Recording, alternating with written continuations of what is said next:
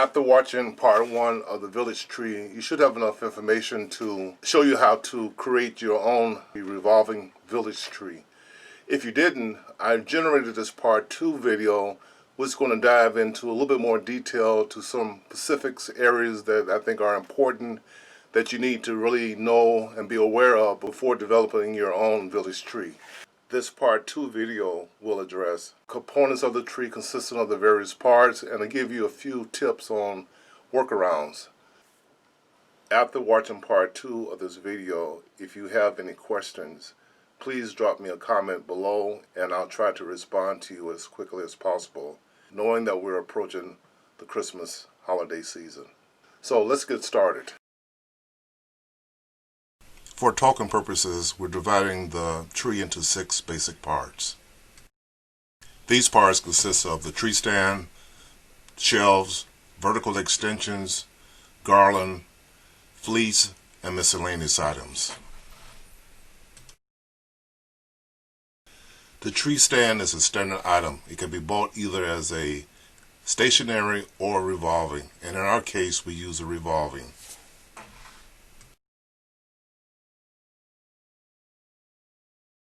Your first critical point of connection is where the stand stalk opening mates to the first shelf. This is solely a function of the dimensions of your stand that you purchased.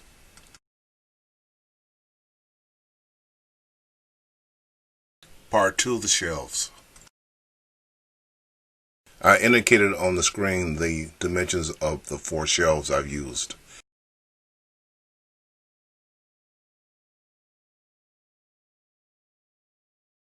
One of the things I did here was make sure that I worked off the center. So you can see the 2 lines crossing, and I got a midpoint in the center.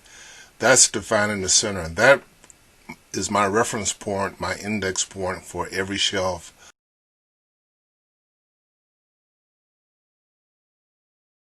Offset from the center, I also added a 1.5 inch hole. The purpose of that hole is to allow me to pass through my power cords and my electrical light from one shelf to the next shelf. And finally, for each shelf around the perimeter, I drilled roughly 3/16 inch holes to accept twist ties, and the purpose of the twist ties are to hold the garland around the perimeter of each shelf.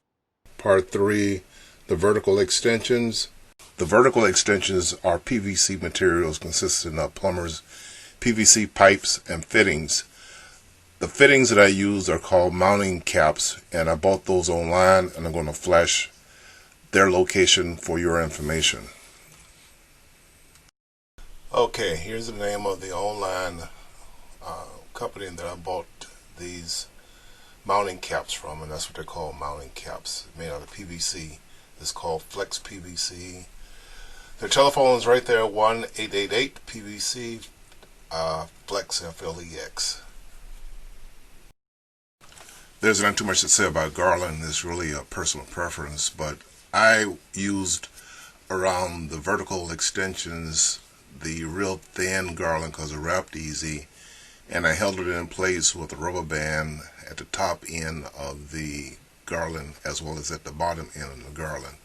Now for around the perimeter of each shelf, I used a more thicker garland because it made it look more fuller than the thin, inexpensive garland. So again, the choice is up to you.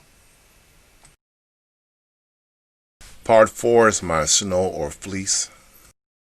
For the fleece, I used to use just regular artificial snow that you would buy in the packages at your holiday stores. Number 6, miscellaneous, pretty straightforward. We're just using twist ties, which you can buy in the garden section of your big box stores or local hardware stores, nuts and bolts, and spray paint.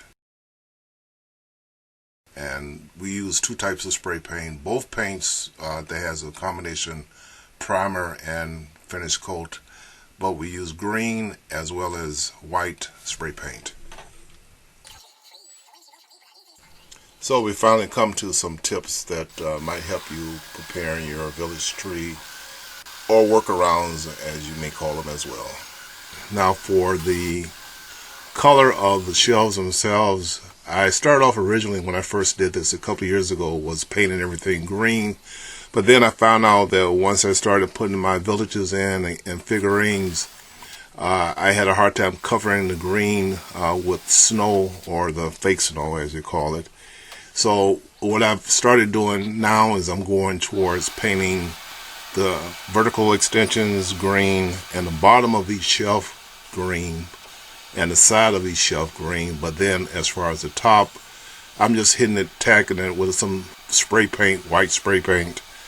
And one trick I learned is to use fleece material. So I went to nearby neighborhood cloth store and bought some white fleece, and I got that tip from Marion's Manor, and I'm gonna put her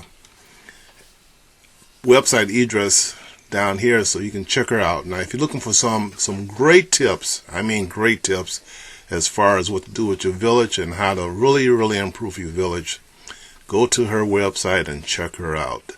Marion's Manor.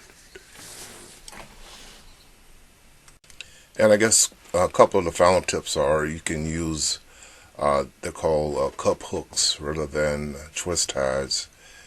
They work just as well to hold your garland around the perimeter, as well as I use plywood for my shelves. And I also found out, if you check out one of my other videos, I went and used the high density polyurethane, polyfoam I guess you call it, for insulation, and that's real lightweight and it's very easy to be worked with as far as cutting and so on and stuff like that. So that might be an alternative that you might want to consider if you don't want to use plywood and you have a problem making circles.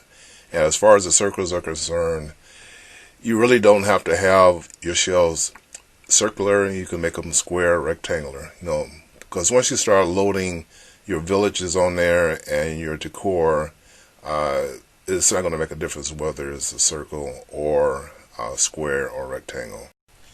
Oh, by the way, quickly, one of the things I didn't cover is the height between each shelf.